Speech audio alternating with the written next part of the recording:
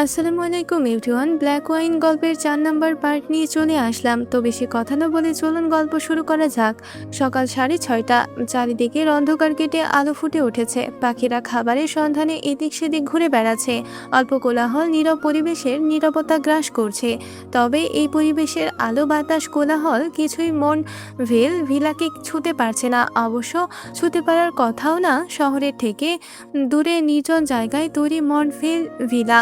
নিজের ওপর ভারী কিছু অনুভব করতেই চেরি নেড়ে চেড়ে উঠল। ভারী বস্তুটি চেরির গলার উপর, যে কারণে তার শ্বাস নিতেও কষ্ট হচ্ছে খুব। এক সময় দম বন্ধ হয়ে আসতেই ফট করে চোখ খুলল চেরি। গলার উপর থাকা বস্তুটি সরাতে চাইলেও পারল না।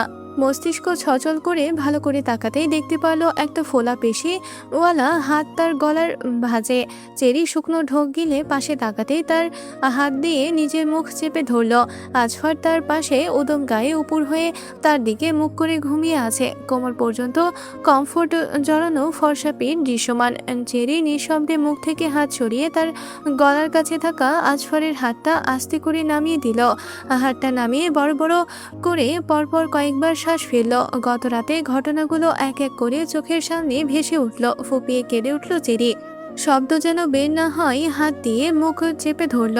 তার সুন্দর জীবনটা একদিনেই নরকে পরিণত করেছে এই লোকটা। চেরি কিছুক্ষণ সেভাবেই পড়ে থেকে উঠে বসলো। যে করেই হোক এখান থেকে তাকে পালাতে হবে। এই লোকটা জেগে ওঠার আগে এই বাড়ি থেকে পালাতে হবে তাকে। বা হাত দিয়ে কমফোর্টটা সরাতে নিলেই হাতে চিনচিনে ব্যথা অনুভব করলো। হাতের দিকে তাকাতেই দেখতে পেল তার হাতে ক্যানোলা লাগানো। অনেক আগেই শেষ হয়ে রক্ত উঠে গেছে। চেরি ডান হাতের সাহায্যে ক্যানোলাটি টান দিয়ে খুলে ফেলল।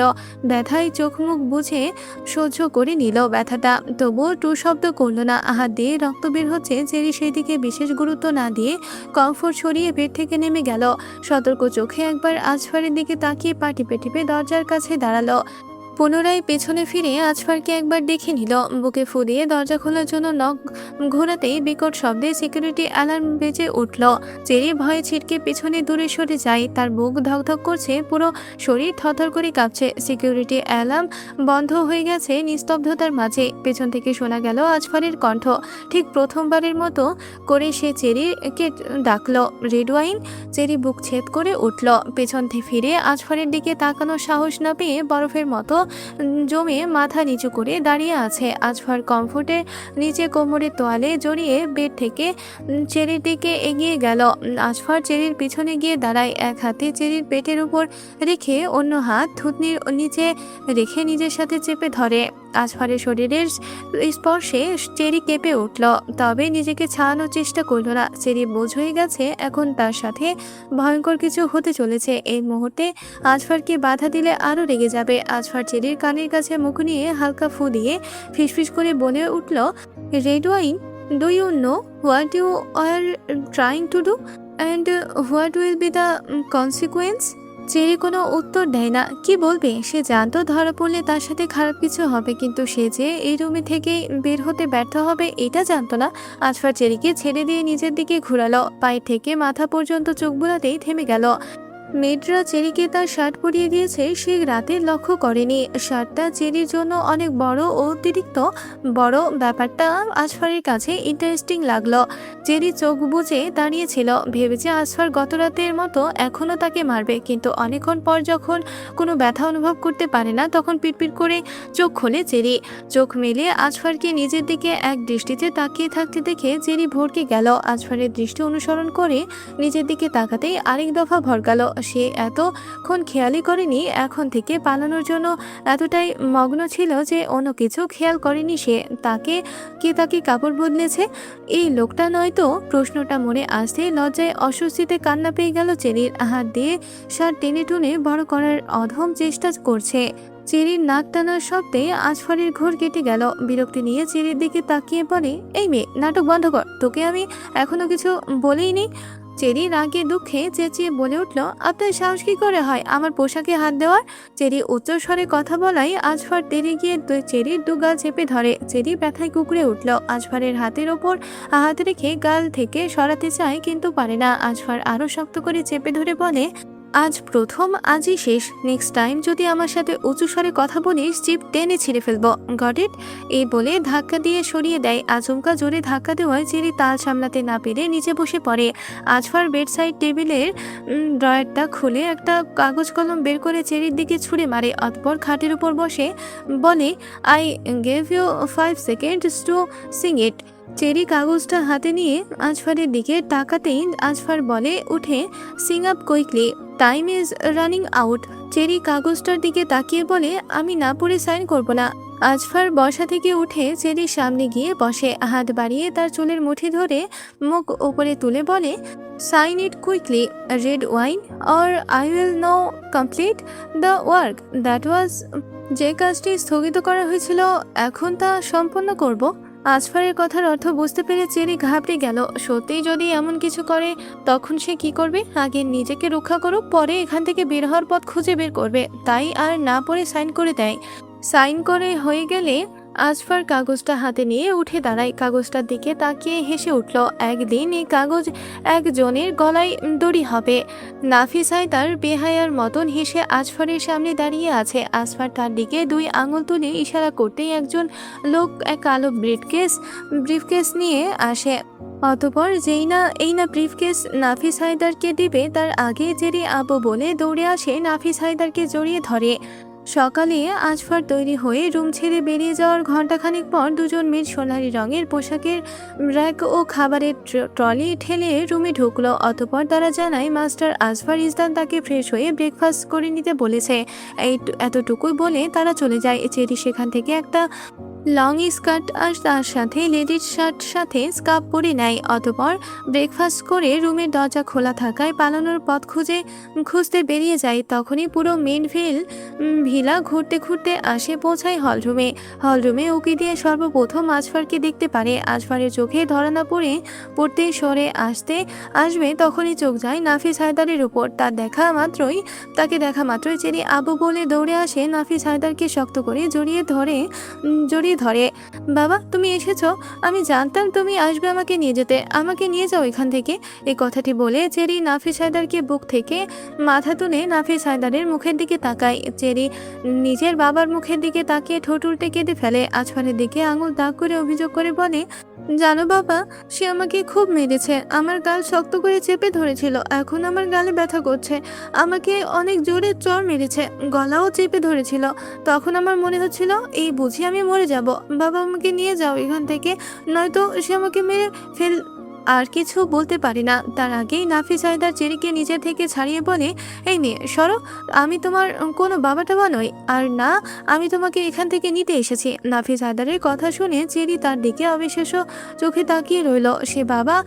যে বাবা কোনোদিন মামুনি না বলে এ কথা বলেনি, সে আজ এই মেয়ে বলে কথা বলছে, আবার বলছে সে তার বাবা না। এটা কি করে সম্ভব? তার বাবা মিথ্যে কেন বলছে? বাবা কেন তাকে অস্বীকার করছে? কেন কোনোভাবে তাকে আজফার ভয় দেখাচ্ছে না? তো হতেই পারে হুমকি দিয়ে মিথ্যা বলাচ্ছে। আর তার মা ভাই বোনকে আটকে রাখেনি তো? আবার অসম্ভব তো নয়, হতেই পারে এমন কিছু করেছে। চেরি চোখ ঘুরিয়ে একবার আজফারের দিকে তাকালো। তার ঠোঁটে হাসি না থাকলেও চোখ হাসছে, যেন তাকে কষ্ট দেখে সে তৃপ্তি পাচ্ছে। চেরি আজফারের থেকে চোখ সরিয়ে আবারও নাফিস হায়দারের দিকে তাকিয়ে বলে, কম্পিত কণ্ঠে বলে, তুমি মিথ্যে বলছো তাই না? এই লোকটা তোমাকে ভয় দেখিয়ে মিথ্যে বলাচ্ছে তাই না? নাফিস হায়দার বলল, না, আমি সত্যি বলছি, তুমি আমার মেয়ে নাও। তোমার যখন 3 মাস বয়স, তখন মাস্টার তোমাকে পালার জন্য আমার কাছে দিয়েছিল।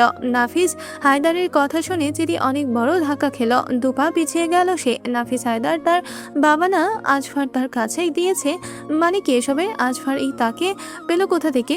না, সব মিথ্যে কথা। জেরি নাফিস হায়দারের কাছে গিয়ে তার হাত ধরে অস্থির হয়ে বলে, তুমি মিথ্যে বলছো তাই না? প্লিজ বাবা, বলো না, চুপ করে থেকো না। এই লোকটা আমাকে কিডন্যাপ করে এখানে নিয়ে এসেছে, এখন তোমাকে দিয়ে মিথ্যে কথা বলাচ্ছে তাই না? জেরির কথা শুনে আজফার গা দুলিয়ে হেসে উঠল। মুহূর্তেই আবার হাসি মিলিয়ে তাচ্ছিল্যের ভাব ফুটে উঠল। দাঁতে দাঁত চেপে বলল, do you really think I kidnapped you? যাকে তুমি বাবা জান দিচ্ছ, সে নিজে দায়িত্ব দিয়ে গেছে। চেরি আজফারের দিকে আঙুল তুলে বলে, আপনি মিথ্যাবাদী, মিথ্যা বলছেন আপনি। নাফিস হায়দার চেরিকে নিজের দিকে ঘুরিয়ে তার গালে চড় বসিয়ে দিল। চেরি গালে হাত দিয়ে অবিশ্বাস্য চোখে নাফিস হায়দারের তাকালে সে বলে, এই মেয়ে, কার দিকে আগুন তুলছো? হ্যাঁ, মাস্টার চাইলেই তোমাকে এখানে পুঁতে ফেলতে পারে। আর উনি সত্যি কথা বলছেন। ওই দিন তুমি যেই কেক খেয়েছিলে, ওটাতে তোমাকে অজ্ঞান করার জন্য ড্রাগ দিয়েছিলাম। ওইটা খেয়ে তুমি সেন্সলেস হওয়ার পর আমি তোমাকে এখানে নিয়ে এসেছি, আর এটাই সত্যি। নাফিস হায়দারের পুরো কথা শুনে চেরি অনুভূতি শূন্য হয়ে দাঁড়িয়ে থাকে। এই মুহূর্তে তার কোনো অনুভূতি কাজ করছে না, পাথরের মূর্তির মতো দাঁড়িয়ে আছে। নাফিস হায়দারও আর কিছু না বলে টাকার ব্রিফকেস নিয়ে মর্নভেল ভিলা থেকে বেরিয়ে যায়। নাফিস হায়দার মর্নভেল ভিলা থেকে বেরিয়ে যাওয়ার 5 মিনিট পর চেরি গলা ফাটিয়ে চিৎকার করে উঠল। নিজের ভারসাম্য হারিয়ে হলের মেঝেতে বসে পড়ে। আহাজারি করে বলে, আমাকে নিয়ে যাও বাবা, আমি বিশ্বাস করতে পারছি না।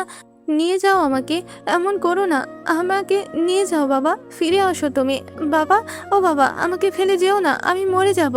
চেরির আহাজারি দেখে কায়ান শেরাফ নিজের চোখ বুজে ফেলে, দাঁতে দাঁত চেপে সহ্য করে নেয়। এই মুহূর্তে যদি সে পারতো আজফারকে কেটে টুকরো টুকরো করে নদীতে ভাসিয়ে দিত, কিন্তু আফসোস সেইটা করতে পারবে না। এই মুহূর্তে আজফার ইজদানকে মেরে ফেললে তার দেশ ঝুঁকির সম্মুখীন হবে, আর সে একা তা আটকের পারবে না।